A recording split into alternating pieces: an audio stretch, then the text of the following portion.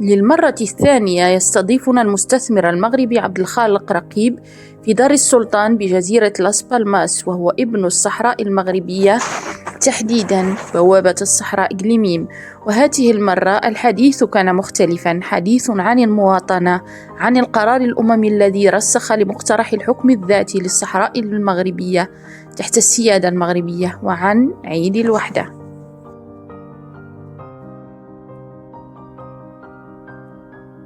قناة ديال اتي تي في عندنا هنايا، والاستاذه الفضيله بشرى اللي كتضيفنا المره الثانيه في لاس بالماس، وحنا كنرحبوا بها هنايا وكنرحبوا بالقناه ديالها عندنا في المطعم ديالي. انا كمستثمر من العائله ديالي من الاقاليم الصحراويه، والوالد ديالي كان في الصحراء وكان كولونير. واليوم الحوار ديالي هو اللي كنقول بالنسبه للاخوان اللي كاينين في تندوف وفي بوليزاريو يستمتعوا بهذا القرار اللي قال لنا الملك ان شاء الله، باش نمشوا للامام ونبنوا واحد المغرب. ورانا كامل مغاربه وكيشرفنا نكونوا مغاربه، والدينا خدموا في المغرب. والنصيحه اللي كنعطيهم انا من عندي يرجعوا وما يدوهاش هذوك الناس اللي غادي يشدوا على فلوسهم فلوس، وكيشدوا عليهم ايودات. يجوا ونستثمروا في بلادنا، وان الوطن غفور رحيم. هذا هو اللي كنقول انا من هذا المنبر ديالي ليهم، ومرحبا بكم وسهلا بكم عندنا هنا. بالنسبه لنا احنا بهذاك النهار 31 اكتوبر نهار عظيم عندنا، فرحنا درنا واحد الحفل. الناس ديال الصحراء اللي كاين هنا كيعيشوا كلهم في الاقليم لاس بالما، ومنهم القنصليه المغربيه، ومنهم عده شباب اللي هنايا مستثمرين، والشباب عاوتاني اللي هنايا خدامين. يعني جل الشباب اللي كاين في لاس بالما رحبنا بهذاك القرار. هذاك بالنسبه لنا احنا واحد كمولود تزاد لنا. هذا اللي دارت الامم المتحده قرار باش نلموا الشمل ديال جميع الصحراويين اللي هما لا في اوروبا، لا في الجزائر، لا في تندوف، لا في اي المناطق، باش يلتحقوا لاهلهم.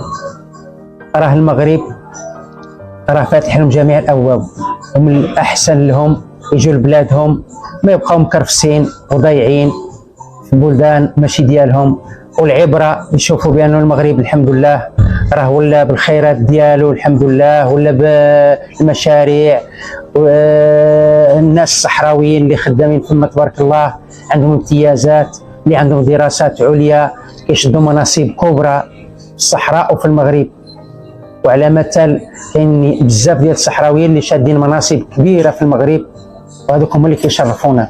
وكيشرفونا عاوتاني اخواننا اللي كيبقاو ضايعين على في تندوف وفي الجزائر وفي مناطق اخرين، يجوا ومرحبا بهم. اللي عنده دراسه ولا معلومات ولا شي حاجه، ونبنوا واحد المغرب عظيم، ونبنوا مشاريع وبلا ما يبقاو يوهموهم باوهام. راه ما عمرها غادي تسالي هذيك الاوهام، غادي يبقاو دائما فيها ناس اخرين اللي عندهم مصالح ديالهم هما، وهذوك المصالح ديالهم هما كيخدموا بهم، كيخدموا لهم هما 50 سنه.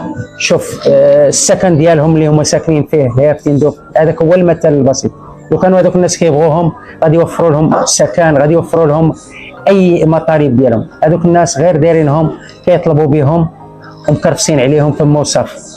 اجوا لبلادكم ومرحبا وسهلا. انا من قبيله ديال ايتوسا، نقول لكم قبيله معترف بها الحمد لله في الصحراء، والوالد ديالي معترف به في الصحراء، خدم، وعمامي كلهم خدامين في الصحراء الحمد لله، وحنا رانا مغاربه ومع مليكنا في السراء وفي الضراء. ودائما المغرب ما عند حتى شي واحد اللي غادي يجي غادي يدير له خروقات ديالو، لانه المغرب قادر على مسائله. المغرب ما بغى صداع، ما بغى حتى شي مشاكل. المغرب اللي بغى ولادو بالنسبه لنا حنا كصحراويين اللي كنعيشوا هنا في لاس بالماس، وكاينين اخواننا ديال بوليزاريو اللي كاينين هنا، وكان عندي مطعم ديالي في لاس بالما، يجونا هنا وكننصحوهم وحنايا فخر لينا كنشدوا هذه الرايه، هذه هي اللي كتمثلنا.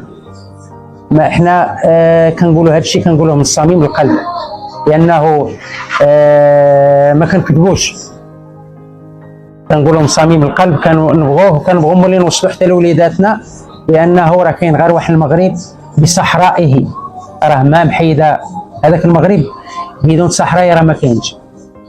ونزيدوا من نقطه ثانيه، لانه المسيره الخضراء راه نظمها المغرب، هو اللي منظمها، هو اللي خرج الاسبان من الصحراء. الناس اللي مشاو هذوك ما كيمثلوناش حنا، حنا اللي كيمثلنا هو اللي بقى في الصحراء ديالو يطلب اي حاجه، عمل، خدمه. هذوك اللي خرجوا من الصحراء ما كيطالبوا كنشرو خام يجوا يعني هذا ديالو اي قبيله كاين ديال العباد، كاين الصحراء أزريين، كاين يوسع، يحسن، جميع القبائل كاين في الصحراء اللي خرجوا حاربوا وبغاو يديروا منتزهه. هذوك الناس مشاو، ودابا الوطن راه عافيهم من اي هدف. يدخلوا كيفاش جاو وحدين شخصيات كبرى ورجعوا ونهزموا. دابا الحمد لله عندهم مناصب كبرى تخلي عليهم، خلوا عندهم ناس اخرين بلا ما نذكرهم هنايا.